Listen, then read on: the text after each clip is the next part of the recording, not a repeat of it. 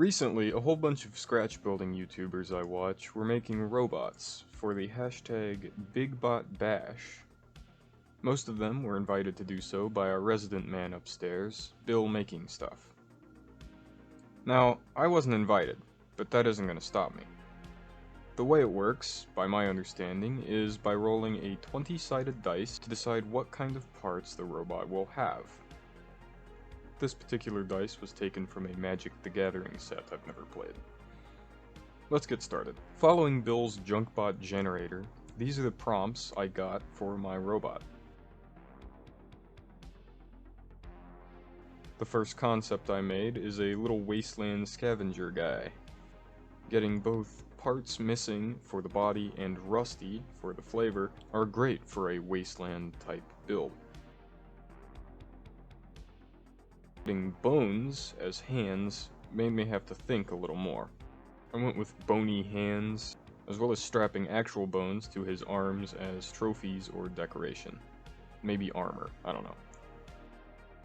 Calamari as the leg prompt was really difficult.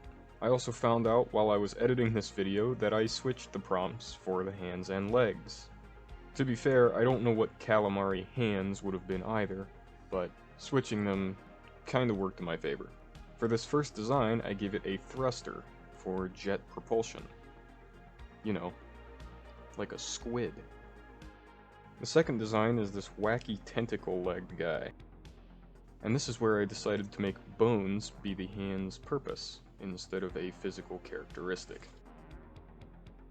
So this guy is an archaeologist or paleontologist robot. I also gave him a little pickaxe to drive the point home.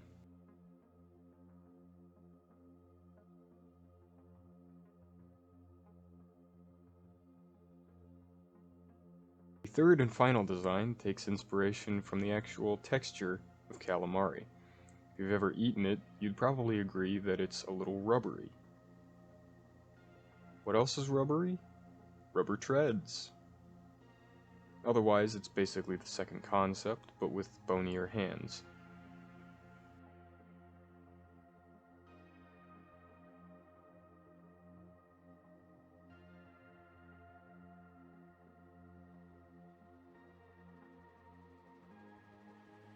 Let's get some parts.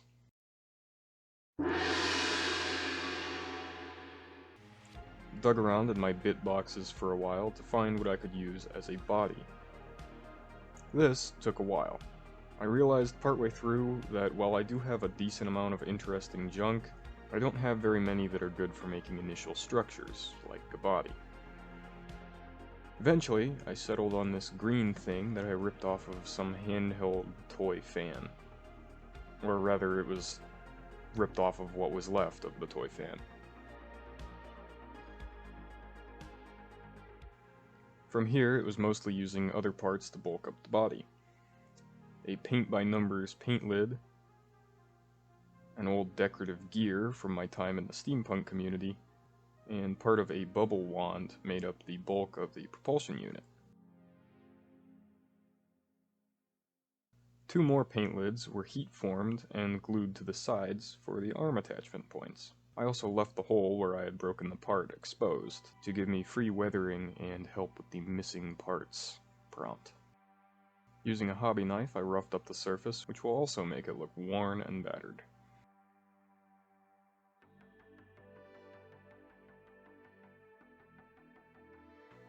For the arms, I used pieces of cut tubing for the joints, both at the shoulders and all of the ones on the arms. He has a lot of elbows, he's got triple jointed arms. The arms themselves were cut sections of sprue. I have a lot of that laying around. These had to be hot glued at the attachment points for extra stability.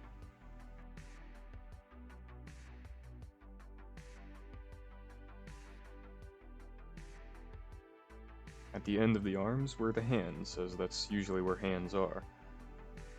And oh boy, were these fiddly. For some reason, I decided to make them out of really thin wire, thinking that they would look bony, but also delicate. And delicate they were. Each one is 4 bent wires with nothing but hot glue holding them together at the wrist sections. I'm not sure how I got them in as well as I did, but apparently luck was on my side.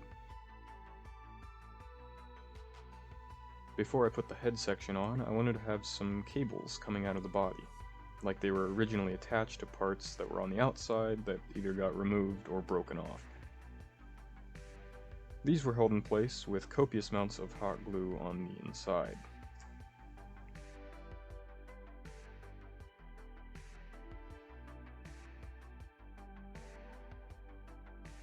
The top of the body was a thin piece of cardboard that was cut to shape and trimmed around the edges. On top of it, I glued this little round head, which is some sort of button, I think.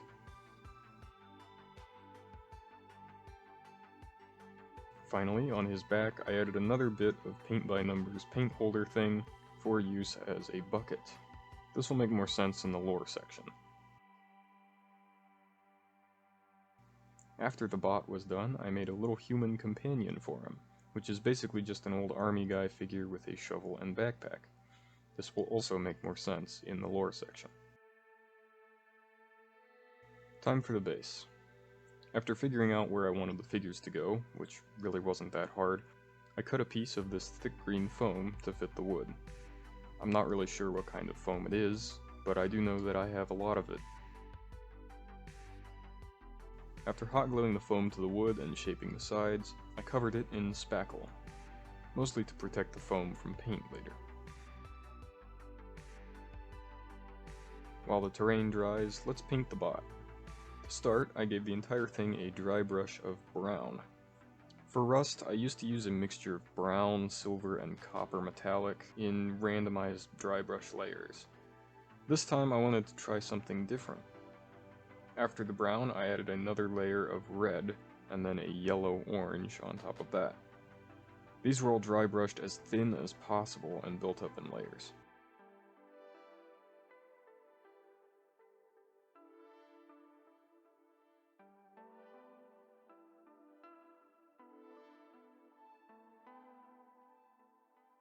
On top of the simulated rust, I added some faded-looking teal paint.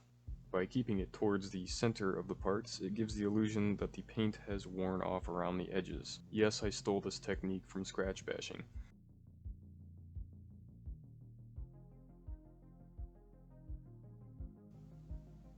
In the larger areas of the teal, I made a very slightly lighter version of the color by mixing in a tiny bit of white.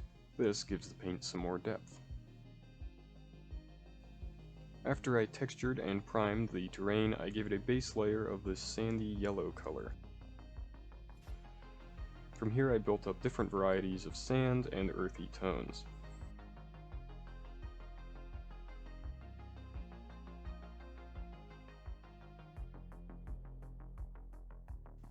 And finally, using a detail brush, I picked out some individual stones to highlight.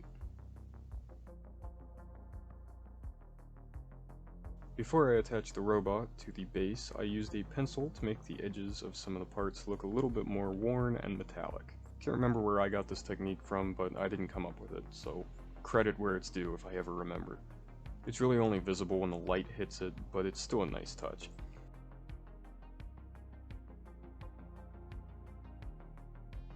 I also gave the bot some eyes.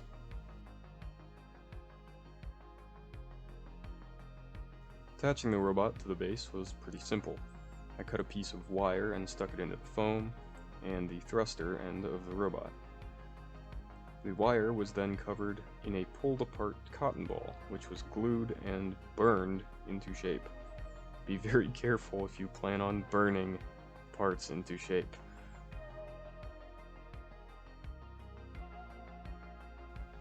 Then it was just a matter of getting him in place. I also added the human companion, who I painted off camera. He's also attached with wire and is removable in case I just want to display the robot. And here's the finished product. Let's get to the lore. This is an old Magnadynamic Type 2 service droid. Originally, as their company name implies, Magnadynamic droids primarily used a magnetic lift unit and stuck to a designated track inside whatever building it was employed in. This particular one has been heavily modified for all-terrain purposes, replacing the magnetic propulsion unit with an old clunky jet of some kind. Its new purpose was to assist a small team of paleontologists in their excavation of several extinct and previously undiscovered organisms. Because of its missing signal antenna on its back and its ancient programming, the machine had a tendency to wander off. Usually, the team would be able to stop it before it went too far, but on this particular occasion, it got lost, and the guy who found it got pretty lost too. Thankfully, it looks like he spotted the rest of the group, and is signaling them, unless it's just a desert mirage. Anyway, thank you so much for watching. I know I'm a little late for the Big Bot Bash party, but it's no big deal. This was still a great exercise in creativity. I'll probably end up doing another one of these, unrelated to the actual hashtag, just because I find this to be really cool. Oh, and for those of you wondering where part 3 of the Cuddy Sark video series is, don't worry, it's coming. If you like what I do here, and you found this interesting, consider subscribing. Leave a comment if you have any suggestions or opinions, and thanks again for watching. Have a good rest of your day.